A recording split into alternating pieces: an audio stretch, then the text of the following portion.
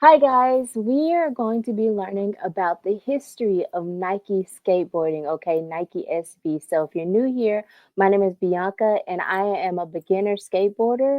I'm currently on injured reserve, so this week I was like, what can I learn? What can I learn since I'm not going to the skate park? And I want to learn more about the history of Nike SB shoes. Okay, so I currently skate in these Vans right here. Love me a good pair of high top Vans, but they have to have like the cushiony, soft comfort insoles in them. Because I'm 34 years old and okay, I need the comfort. I need the comfort, okay? And I also skate in these pair of Nike high top SBs. They are super old school. I found them at the thrift store. They're actually from 2010, guys. I know, crazy, but I love this colorway, this navy blue and this khaki color. So I put a poll up on my YouTube, just asking everybody who's subscribing to me, what is your favorite brand to skateboard in? I have it up right here, so I'll read it off. We have Vans came in at 43%, Nike SB came in at 50%, Adidas at 0%, and Lakai, I think that's how you say it, at 7%. Okay, and 14 people voted. So that was a really helpful poll just to see what you guys are wearing out there. And in the comments, y'all let me know of additional brands like I think it's called Eaton's or Ethan's, Converse, Classic Converse, Vans. And somebody informed me that the Ethan's, I think that's how you say it, have Michelin grip. Like, what, fool? Like, what? They got tires on your shoes. Like, like what? But yeah, shout out to Eli and everybody in the comments who let me know what type of shoes they wear. Somebody else said Nike Blazers, which is really cool. I've worn Blazers in the past, but I never skateboarded in them. But yeah, man. So let's go ahead and get into today's kind of like reaction video. I saw this guy right here just when I was perusing the YouTube streets. And I was like, okay, I think this is the video that I would like to review and to react to on my YouTube. If you haven't yet, guys, please hit that like button, subscribe to your girl, like, comment, subscribe to get the algorithm on my side. So let's go ahead and learn a little bit about Nike SB, aka Nike Skateboarding. Shout out to Speed.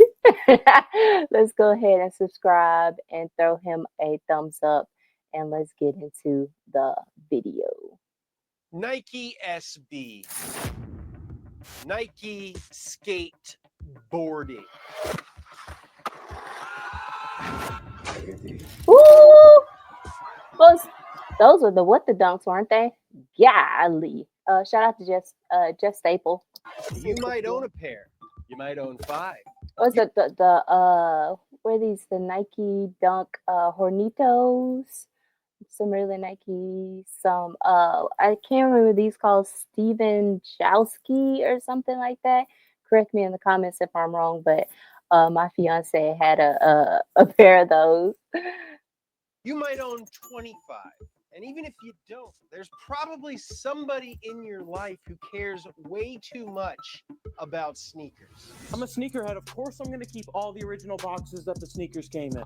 And even if most people who obsess over these shoes can't tell the difference between a kick flip and a no comply 360 flip, nose manual out, this shoe obsessed population. That's Harrison Neville. I watch him a lot. He's a really popular YouTube sneakerhead. Of men is a direct result of the skateboarding division of Nike. Nike SB. It's one of the most ubiquitous lineups of shoes the world has ever seen. And at them like Nike SB Dunk colorways are out of here. They're so like chef's kiss. They're so fire. the heart of it all, the SB Dunk, a shoe that pushed the boundaries of sneaker design, brought out wild collaborations, and helped sneakers become more than just footwear. They turned them into a canvas for creativity and culture. But how did Nike, a brand that failed at first to even get skaters on board, end up redefining not only skate culture, but pop culture as a whole? Welcome to Speed. This is everything you need to know about Nike SB. Let's go, Speed. Nike was already a giant by the mid-90s. They had just about Ooh, them Penny Hardaways. every major sport under their belt. Basketball, baseball, football, running, football, you name it. If it had a ball, Nike was into it. By 1997, Guys, let me see if I can. I think that's a little bit better. half of the athletic shoes sold in the US were from Nike. The swoosh was everywhere.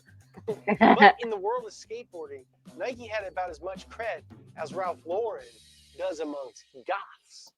I'm hollering. Actually, have you ever heard of a double RL goth? Very common. Skating was all about anti-establishment vibes. Hold on. Rebelling against the mainstream and doing your own thing.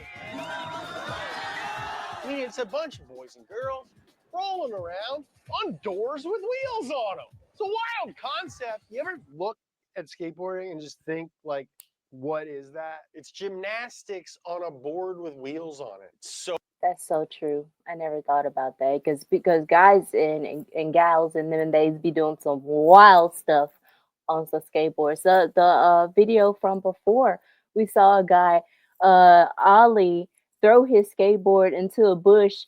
It came back down and he jumped right back on it. Like what? Like what? so hard and so dangerous. It's like playing guitar that you have to be like athletic to do. Nike, on the other hand, was the exact opposite of dangerous athletic guitar. They were the definition of a corporate giant. And the last thing skaters wanted was to be seen wearing anything that felt remotely mainstream. This is the 90s. Oh yeah, I forgot to mention DC shoes too. Somebody mentioned DC's in that poll. 99 cents. I legitimately remember being kind of weirded out when I heard that Nike was getting into skateboarding. Nike thought that they could crack the skate market. And in 1996, they made their first attempt by launching I was 5. the Nike skate line. And if you want to know why it didn't go well, you can start with the names of the models. Names like Snack with a K, Chimp with an S in front of it, Chimp, and Chode. There was really a shoe called the Nike Chode. And I'm pretty sure that Chode meant the same thing back then as it does now. Oh.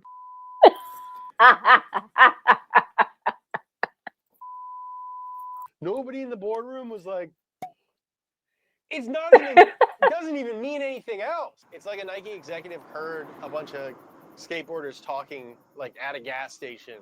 And it was like, oh, I heard one of them say chode. Maybe we'll call it that. Should we find out what it means? How? Well, we could ask them. What? Heavens no. Talk to teenagers? Are you kidding me? You're the scariest group of people on the planet.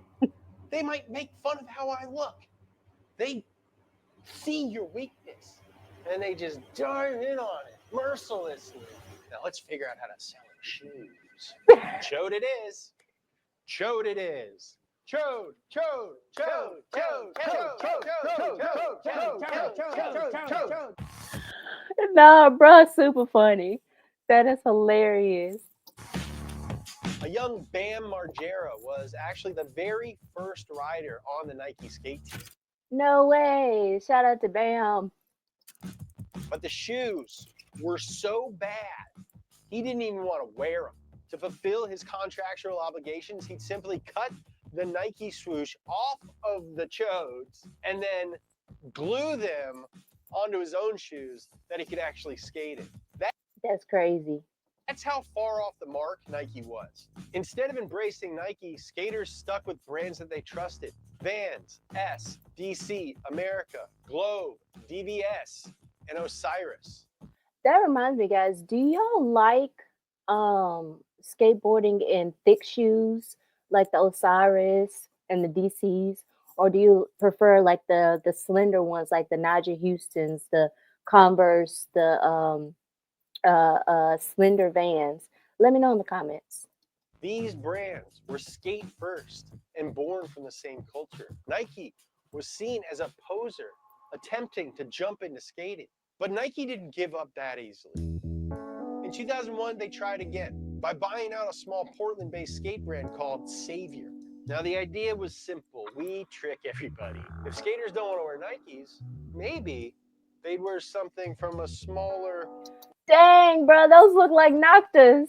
Hold on, bro. Hold on. Hold the phone. Hold the phone. Those look like Jake shoes. Maybe the glides. Maybe the glides. Hold on, let me share my screen. Share screen. Drake knocked off. Let's go.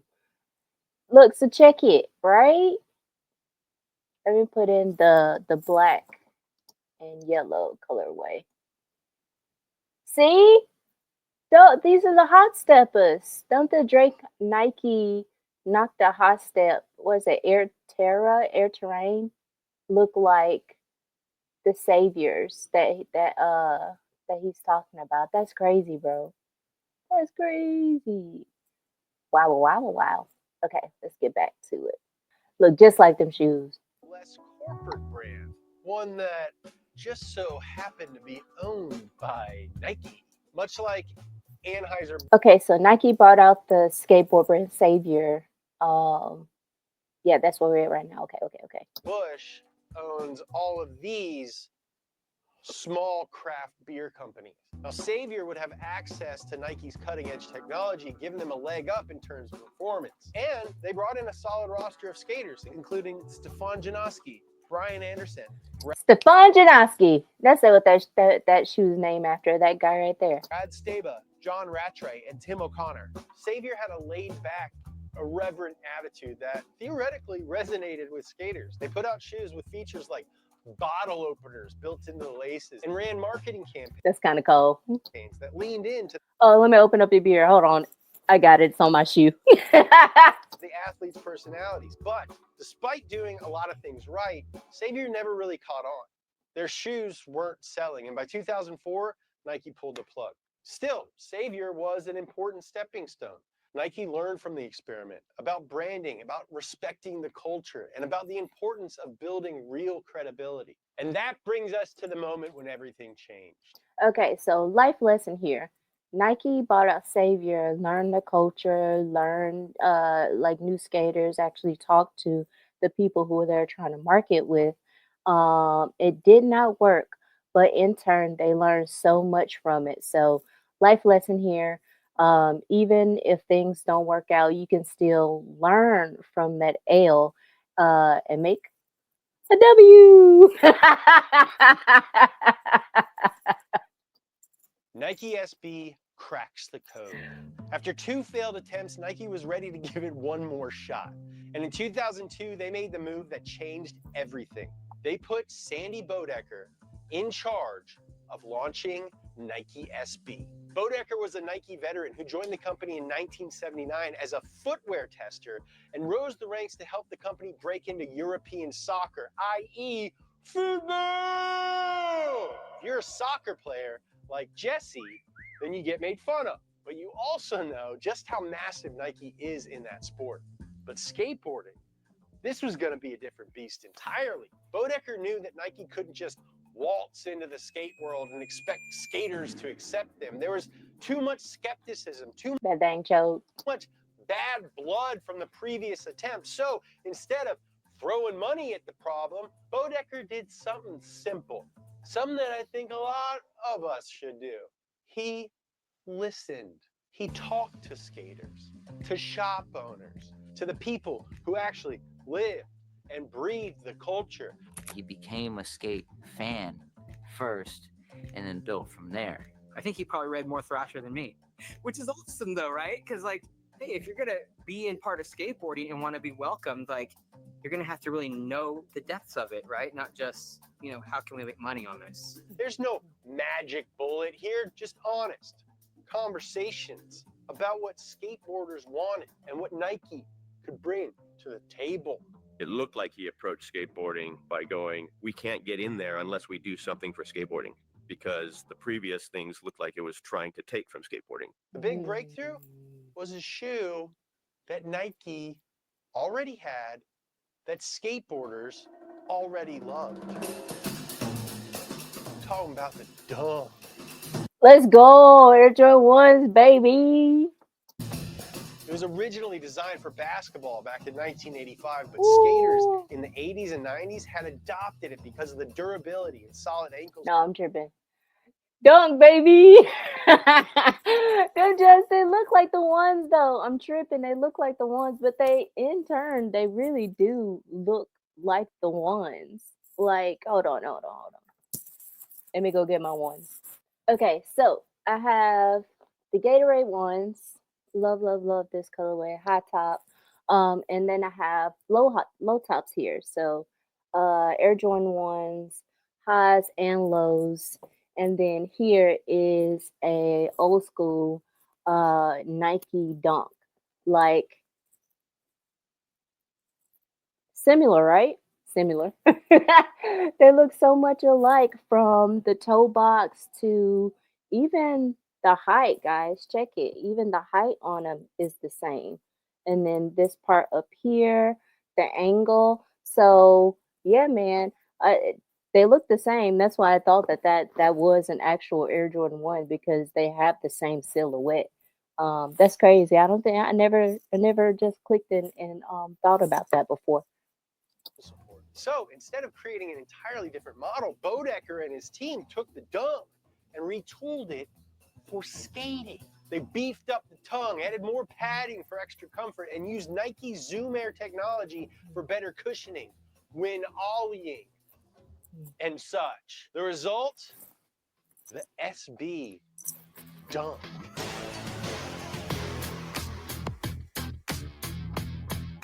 Woo! Nike wasn't just throwing a product out there. They were bringing a beloved shoe into the skate world with real updates that made it better for actual skating. And Nike didn't stop at just making the Dunk skate friendly. They built a team of skaters that gave the brand credibility right out of the gate. First four riders: Danny Supa, Gino Iannucci, Richard Mulder, and Reese Forbes each got their own Dunk colorway. Oh, All wow. these shoes weren't just performance focused. This time, they were personal. They were expressions of the skaters' personalities and the culture that they represented. By tying the product directly to the skaters, Nike gave SB authenticity, something the previous attempts had seriously lacked. I mean, being connected to a guy is much more meaningful than having a bottle opener on your shoe. This video is sponsored by Factor. A lot of you No, it guys ain't. out there, Factor has done Factor 75. I am in fact not sponsored by Factor, but but Factor, if you want to hit your girl up, call me. With just a small, humble booth with just one shoe, the Nike SB Dunk. And it worked. They ended up winning the award for Best Small Booth, which, for a brand like Nike, was unheard of. And honestly, if you think about it, kind of lame. I mean, a show like that could really change a company's trajectory. Nike comes in and is like, actually, we're competing in small booth this year. We just brought one shoe. But even though Nike probably crushed a few small businesses at that trade show, they did. I missed something. I think I fast forward too much, but I think he's talking about Nike went to a trade show and had a little booth with and just showed up with one shoe. I think that's what's going on.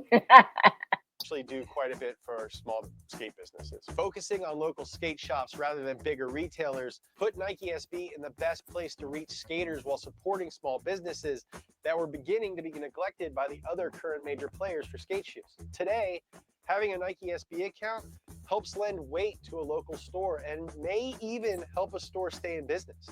That's facts. That's facts because you hear a lot about like skateboarding shops getting the Nike SBs and the Nike Dunks releases first. So I'm guessing that's what he's talking about. The Nike sent their shoes to the smaller businesses, the small mom and pop board shops to sell their shoes, which is actually really really smart. He knew the Dunk had value to collectors, and he was going to offer this product in a skate shop only, so the shop would benefit off the collectors coming in and buying it, and it would fund the shop for a month. As Nike SB started to gain momentum, the team expanded, bringing in even more heavy hitters from the skate world, like Eric Costin, Lance Mountain, and my buddy Steven Janoski. Each skater brought their own style and credibility to the brand. But perhaps the biggest coup for Nike SB came in 2004 when they convinced Paul Rodriguez to leave S and join the Nike SB family. Paul Rudd. That same year, P-Rod won his first X Games gold medal, instantly cementing himself as one of the top names in skateboarding and giving Nike SB a massive boost in legitimacy. And then in 2005, just 1 year after joining Nike SB, P-Rod became the first skateboarder ever Oh, P-Rod so cold. P-Rod so cold. to get his own signature model from Nike. His line grew to include 10 models by 2017, putting him in an exclusive club that included only the biggest names at Nike. This moment wasn't just about sneakers. It was about showing the Kobe. RB Kobe. skate world that Nike was committed to the sport at the same level that they were committed to their top athletes in basketball, soccer, and beyond. They were treated like any other athlete in Nike. Now, first class flights, really nice hotels. It was like royalty. Like the way we were treated was like ridiculous. I felt like Andre Agassi. Now, while the SB Dunk was the foundation of Nike SB, there were other shoes that made a major impact. Take Janoski's signature model. Unlike the tech-heavy shoes that dominated skateboarding at the time, Janoski's shoe was minimalistic, influenced by boat shoes and moccasins. No way. I could definitely see it, but if he never said it, I would have never thought it. Those shoes, like they look like boat shoes. I used to wear boat shoes too. Please, if you wore Spurries, boat shoes now or back in the day, please let me in the comments so I know that I'm not alone. It wasn't about the bells and whistles. It was about clean design and versatility. These shoes were popular. Everyone had these, whether you were a skateboarder or not. My grandma had a pair. It was really part of Stefan's plan to make that thing bigger than maybe what people saw in skateboarding ever before. I work out in them, I get married in them, go to funerals in them, go to skating. That's how good mine are. I don't even have any other shoes. Now, for actual skaters, there is a strong case to be made that the Janoski is even bigger and more important than the Dunk. Woo! Y'all see that? Did y'all see that? Hold on. For actual skaters, there is a strong case to be made that the Janoski is even bigger and more important than the Dunk.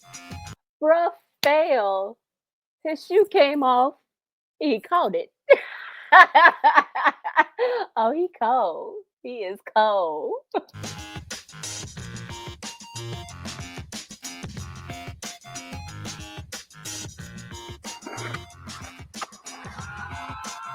Go to any local skate spot and you're all but guaranteed to see at least one pair. Because skaters can be, let's say, reluctant to embrace new technology.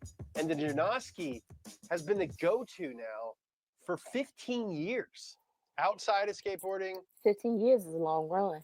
That is a long run. there's something I cannot emphasize enough. okay? Sneakers did not look like they do now before Nike SB. There were exceptions like the Dunks and Air Forces in the early 2000s from Concept Japan, which had wild colorways, but were exclusive to Japan. Car guys. But Nike SB took things to a whole new level. They were early standout dunks, like Reese Forbes' denim SB dunk in 2002. Then in 2003, Nike SB dropped the infamous Heineken dunk. Heineken dunks. Ooh, them just so cold. Look at that colorway. Featuring a colorway very similar to the colors and logo of a certain brand of beer. They pulled them straight off the shelves after a cease and desist, but that made them even more popular and more coveted. But perhaps the most infamous release was the Pigeon Dunk in 2005, designed by Jeff Staple. The drop caused riots in New York City. This wasn't just another sneaker release, it was a full-blown cultural event. Nike SB continued pushing the boundaries with drops like the Freddy Krueger dunk, pulled before the release after, again, legal threats, making the few pairs that survived some of the rarest and most valuable. Guys, $138,000 for a pair of shoes.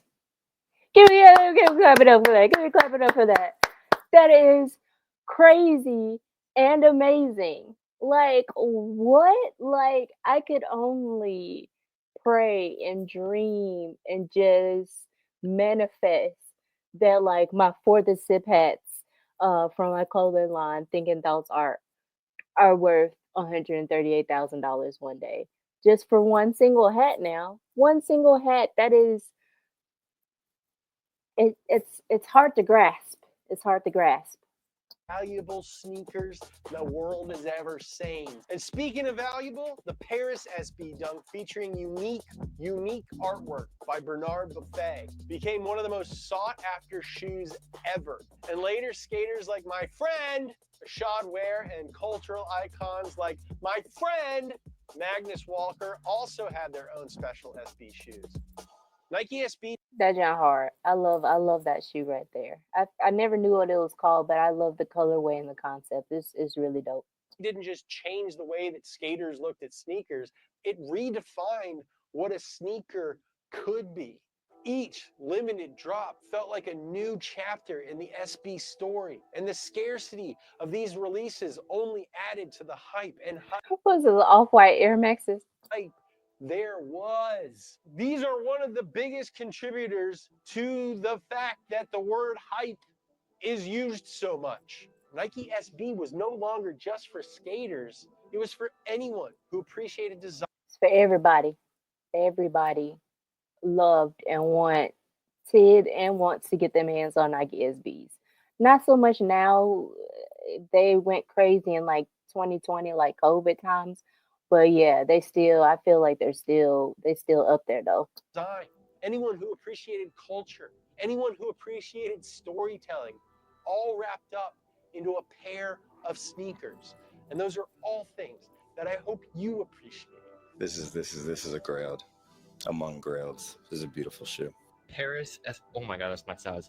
Paris SB is one of the rarest SBs ever. I got the Grateful Dead right here. Special pair. But just as fast as the hype had come, it began to fade by the early 2010s. Dunks were sitting on shelves, and skate shops that once thrived on SB releases were seeing fewer and fewer customers. It looked like the SB Dunk had seen its heyday, but in the late 2010s, something happened. The SB Dunk found a second life, this time through streetwear, influencers, and social media. That's what I was talking about. The second wave. The second wave. Oh, yeah. And this guy is, I think, is very responsible for that. Travis Scott. High-profile figures like Travis Scott and Virgil Abloh began wearing SB Dunks again, reigniting interest in the shoe. Travis Scott even launched his own collaboration, and suddenly the SB Dunk was everywhere again. As with many things that resurface, the return of SB Dunk sparked mixed reactions. Some welcomed the comeback, while others saw it as over commercialization, a reminder of how mainstream attention can water down what once felt authentic. Now, this tension reveals a larger truth. When something underground goes mainstream, it's inevitable that it changes. It's the cost of exposure and growth, for better and for worse. And perhaps this is one of the reasons for the Dunk's most recent slip from the top. It no longer serves the people that Nike served so well at the beginning. We've seen it happen across all kinds of different subcultures. Think of like punk rock, which began as an anti-establishment movement only to become a fashion trend sold in malls, or graffiti, once literally illegal street art, now a fixture on the walls of every tech startup's open concept offices. What starts as niche and sometimes even rebellious often gets co-opted by the mainstream, influencing broader culture while losing some of its original edge. And that's the paradox of influence. For a subculture to change the world, it has to evolve. And in that process, it risks losing a part of itself. The question is, how much can be given to the masses without compromising the core identity? Can a culture retain its soul while gaining wider recognition? Now, in the case of Nike SB, they didn't just follow a trend or appropriate a culture. I mean, they did both of those things, but they helped shape how niche cultures intersect with the mainstream. While Nike's impact on skateboarding came with mixed feelings, it undeniably elevated the sport and gave it a stage that it had never seen before. I mean, it's in the Olympics. So while Yeah, that's what I was thinking about the Naja Houstons. Drop in the comments, does anybody skate Naja Houstons? Like, I've seen them, I've touched them, they're like super lightweight, they're really cool looking. They look to me more like a running shoe than a skateboard shoe. Um, Let me know in the comments. Does anybody ever skated Naja Houstons? And do you like them? Do you like them? trends will come and go, the SB Dunk's popularity will rise and fall. But its legacy reminds us that subcultures have the power to change and shape the world. And in a world where things go global almost instantly, and we move faster and faster away from subculture and towards a monoculture, where will things be forged? Where will cool stuff bake? If it spends less time belonging to a few people and quickly belongs to everybody. I guess only time will tell. I guess eventually we'll just be eating dust and watching the Gray Channel. Yo, thanks for watching this video and supporting the channel. We're really early on, but we're starting to move. We're figuring out how to do this. So we're like every other week right now. Thank you for being. Awesome. Shout out to Speed. Make sure that you go uh follow him. He's got this boy got a lot of followers. But make sure you go subscribe to him, like this video, how Nike finally had skateboarding. Very good video, very informative as well as entertaining.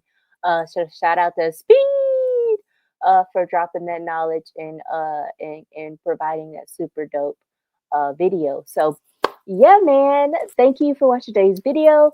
Um, Hopefully, if you're still here, comment, let's go in the comments. Hopefully, I will be back at the skate park this upcoming up weekend. I started walking this week and doing putting a little jog in, getting a little jog in, to get my ankle back to health. But I'm feeling good. So I'm really gonna try to go skate this weekend if weather permits, because I think it's supposed to rain on Saturday. But yeah, man. Thank you guys so much for watching today's video. If you like this video, check out this playlist right here and watch the rest of my skateboarding videos. I love you guys. That's it for me.